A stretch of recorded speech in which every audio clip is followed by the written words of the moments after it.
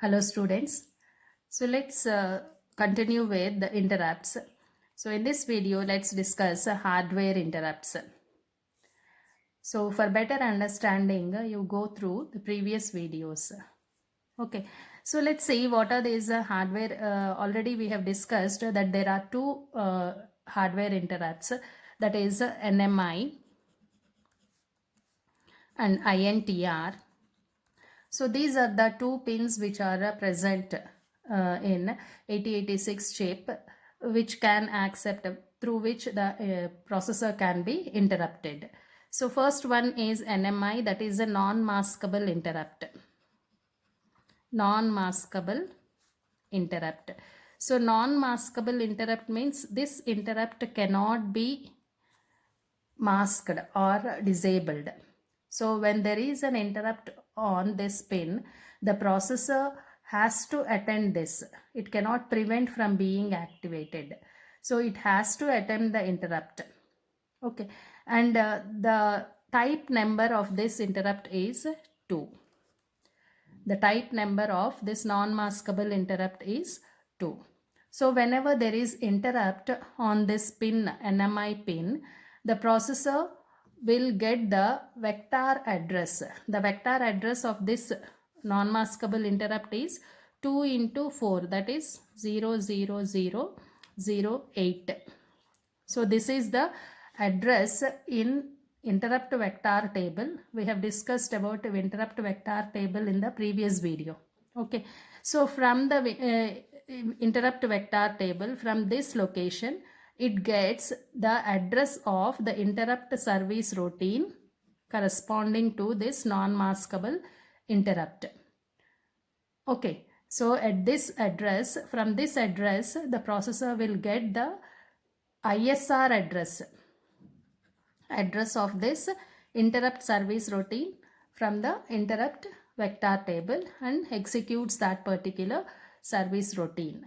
So that is how the processor attends the interrupt on non-maskable interrupt. So NMI is used for applications of highest priority. NMI is used for applications of highest priority like power failure. Okay. Another hardware interrupt is INTR, that is interrupt request pin. So this is a maskable interrupt. This is a maskable interrupt. Maskable interrupt means you can enable or disable this interrupt with the help of interrupt flag. There is a flag in the flag register, interrupt flag. So by making this flag 0, set or reset, you can enable or disable this interrupt on interrupt request pin. Okay, so IF must be equal to 1. When this is set, then INTR is enabled. That means if IF is equal to 1, then only the processor will accept the interrupt that is coming on this pin INTR. If IF is equal to 0, then even though there is an interrupt on this particular pin, the processor will not accept that. It will not accept that interrupt. Okay. And interrupt request, this interrupt is not a vectored interrupt. That means this interrupt doesn't have any particular vector in the interrupt vector table. That means the type number is not fixed for this. For INTR interrupt, the type number is not fixed. So this type number comes from the device which is interrupting the processor on INTR pin. So that we'll see next. So this INTR, this can be enabled or disabled by making IF interrupt flag as 1 or 0. So there are instructions: set interrupt. Okay, set interrupt and reset clear interrupt. Okay, so these using these instructions you can set or reset interrupt flag. So for if suppose a device is connected to the processor through this INTR pin, then you should make sure that the interrupt flag is set. Okay, then INTR is a high level triggered interrupt. So this line should be high during the clock period preceding the end of the current instruction. So as we have discussed earlier, after every instruction execution, processor will check whether there is any interrupt, any software interrupt or error interrupt or hardware interrupt. Okay, so after every instruction execution, it will check whether there is an interrupt. So INTR pin must be high at the end of the instruction, previous instruction, so that the processor to detect this interrupt. Okay, so during any interrupt response, further interrupts on INTR line are blocked. So we have seen that in the interrupt response, IF flag is made 0. So when one interrupt request is under process, processor will not accept other interrupts on the same pin. So on being interrupted, what happens? On being interrupted through this pin, the processor goes into interrupt acknowledgement state. So once it receives an interrupt on INTR pin, processor will go to interrupt acknowledge state, which causes 2 interrupt acknowledge machine cycles. It will process 2 interrupt acknowledge machine cycles. We'll see that. Okay, so what are those machine cycles? Once the processor receives an interrupt on INTR pin, okay, so the next process is the processor will go to interrupt acknowledgement state. What is that interrupt acknowledgement state? It will generate 2 machine cycles. So these are the 2 interrupt acknowledgement machine cycles. So this is the first machine cycle. You can see here T1 till T4. And this is second machine cycle T1 to T4.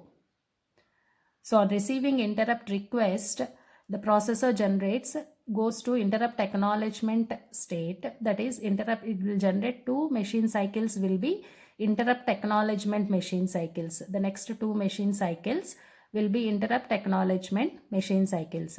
So in the first machine cycle, what it does, the interrupt acknowledgement signal, this is an active low signal. That means it is sending the acknowledgement by making this signal as low. So from T2 onwards till T4, this signal will be low. Where this interrupt acknowledgement is connected to, this is connected to the device which is interrupting the processor. So when that device receives this signal as low, it understands that processor is ready for the interrupt, to accept the interrupt. Again in the second machine cycle, this will go low from T2 to T4. So let's see. In the first machine cycle, this is low from T2 to T4, made low, and also the address data lines AD0 to AD15, they are sent to float. Okay, they will float. That means they are they go to high impedance state. In the second machine cycle, again that interrupt acknowledgement signal will go low from T2 to T4. So when this is low, then these data lines D0 to D7, only D0 to D7 are used.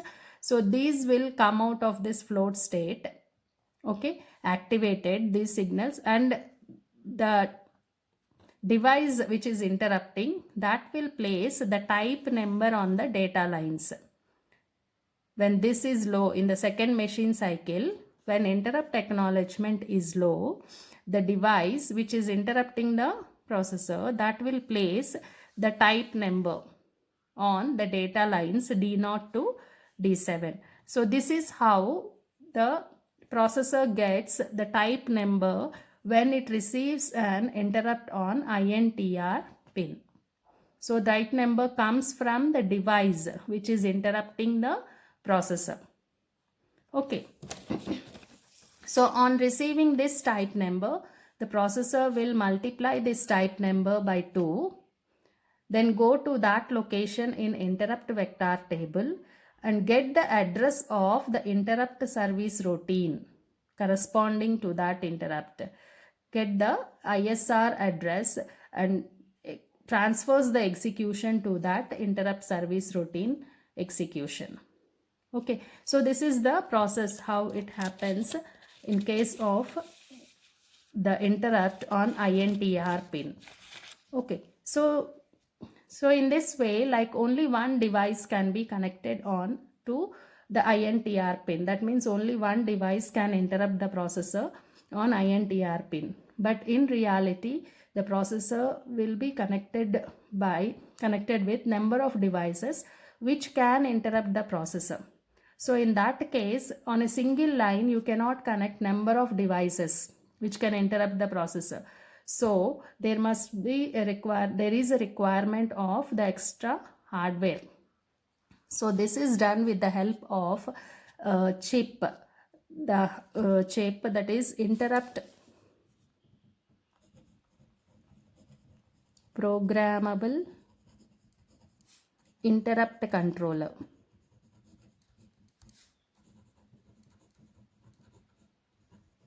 That is 8259.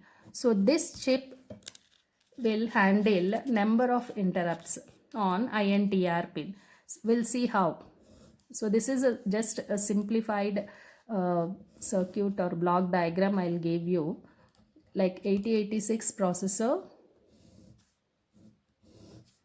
is connected with 8259. This is a programmable. Programmable means we can program this particular chip with the help of processor by writing the related programs. Okay, so this is INTR pin. So interrupt of 8259 is connected to INTR of 8086. This is an input to this, and number of devices. So this 8259 has got 8 inputs. That means 8 devices which can interrupting devices can be connected to this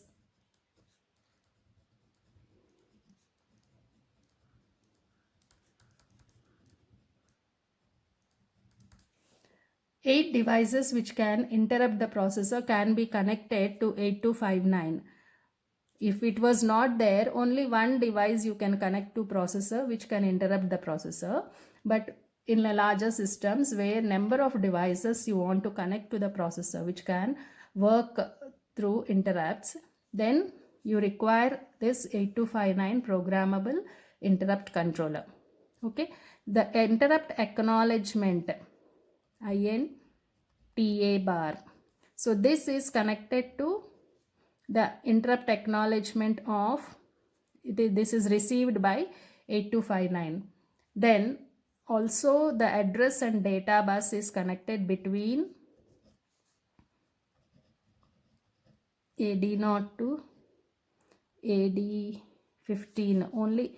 Actually only AD0 to AD7. Only data lines D0 to D7 are connected here, and address lines will be connected depending on how we are decoding that address.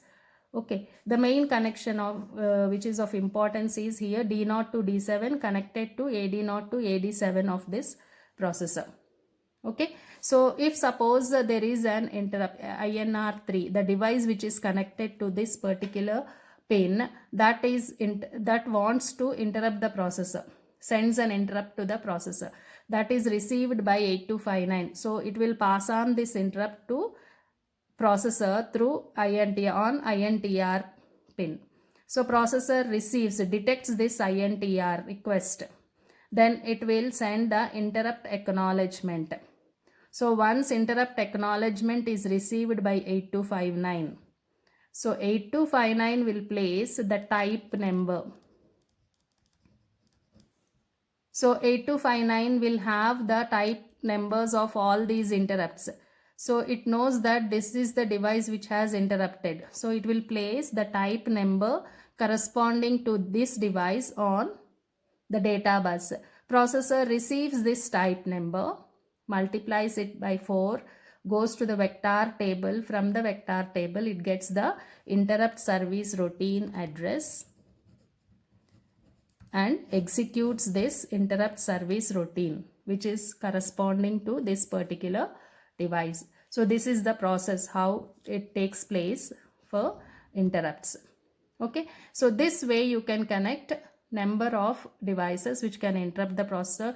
If suppose there are some more than 8 devices you want to connect to this, then 8259 can be connected in cascading mode. That all we'll discuss. This is a different topic. Like 8259 will study the complete architecture and working of 8259 separately in the next coming videos. Okay, so this is the process. This is for the basic understanding of how the hardware interrupts are handled. Okay.